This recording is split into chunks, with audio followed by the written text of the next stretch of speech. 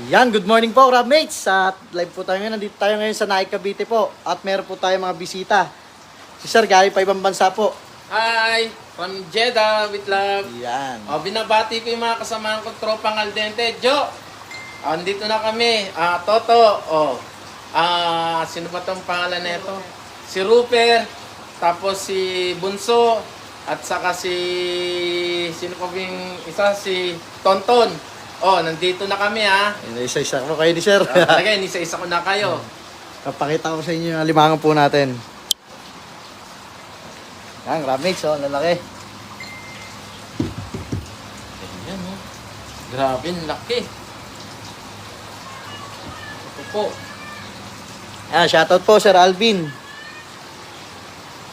Shoutout po, Ma'am Gasman. Ayan. Ang lalaki. Yan, may mga bisita po tayo. Selfie, nandito na kami.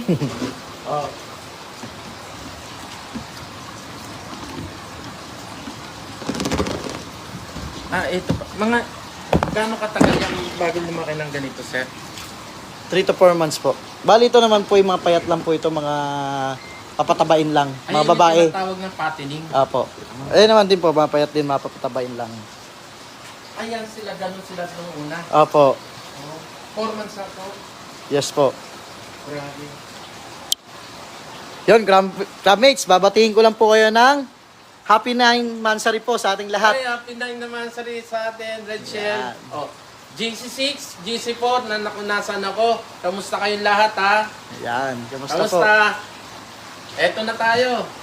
Yun po, at ulitin ko po ulit sa inyo. Ako po ay nanghihingi na maraming thank you po sa inyo sa pagsuporta kay Red Shell po. Patuloy na pagsuporta po. Red Shell, sa kalam.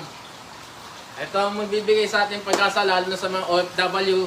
Gaya na sinabi ko, si Sir Diyos, sa laylayan at sa OFW talaga po focus. Kaya sa atin, magtiwala lang tayo pare-pareho. Yan, Peace. congratulations po sa mga nakatanggap din po ng payout po kahapon. Yan, congrats po sa ating lahat. Sunod na tayo. Yan, Crab Mates. At dahil Mansari po natin, Madalido, Sir Diyos na. ang lalaki po ng alimango natin. Ang lalaki, oh. Yan.